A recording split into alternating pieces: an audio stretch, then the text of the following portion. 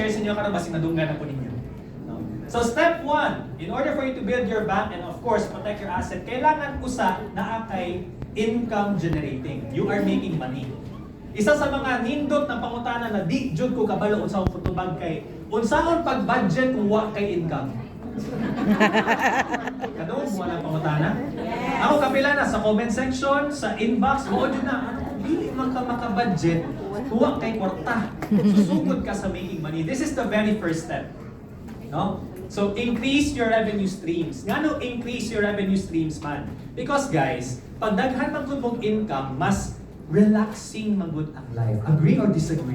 Agree. Agree. So some of you ginahimo siguro ninyo part-time for those financial advisors, which is also a good thing. Kung naamo diri karon as a guest, basig na ako'y negosyo, basig nagahuna-huna pa mo lain ng products and services na pwede niyo i-offer, nga naman na, kaya gusto man ninyo isaka ang inyong income.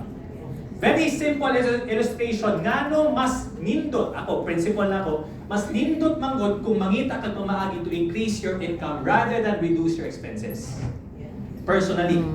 Why? Because mas naa kay breathing room. No? When you are reducing your expenses, it's practical, but you can only do so much. And labaw na karon ng inflation na to guys, grabe na jud mahal sa ato ang palitunon.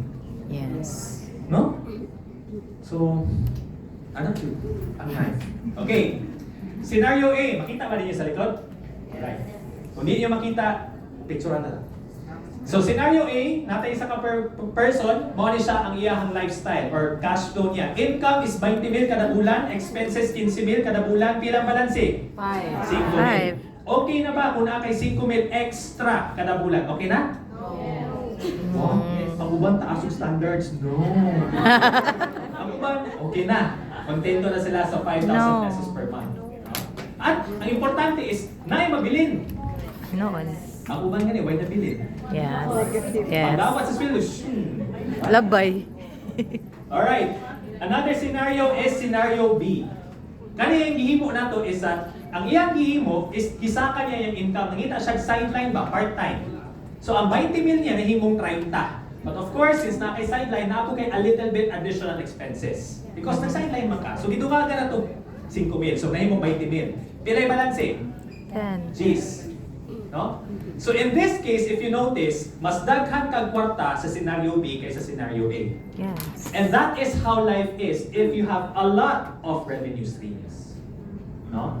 So your revenue stream can be ikaw lang karon imo i-expand yung current skill set para mas magiging valuable ka sa market. Therefore, they're going to pay you better because you are so good. Or magtukod kag lain-lain ng mga negosyo para daghan kag income streams. So, an ideal question is, which scenario do you prefer? Scenario A or scenario B?